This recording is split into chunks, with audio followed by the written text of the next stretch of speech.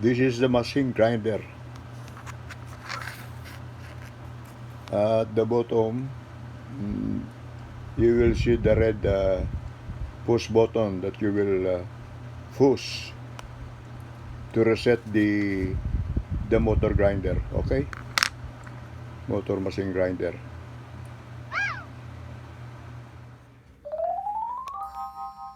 Before you call a technician, just in case your waste grinder is not working, you proceed to push this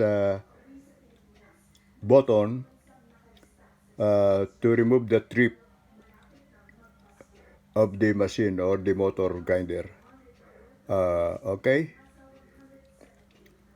waste grinder.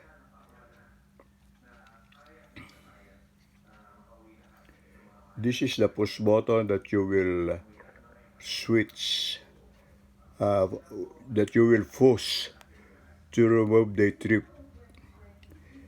Because sometimes if you neglect to switch off on the switch, this one will become hot and then this one will trip off the machine. Okay, so before you call technician, this is on the bottom of the waste grinder machine. Okay, thank you. Bye. This is additional information. You can read,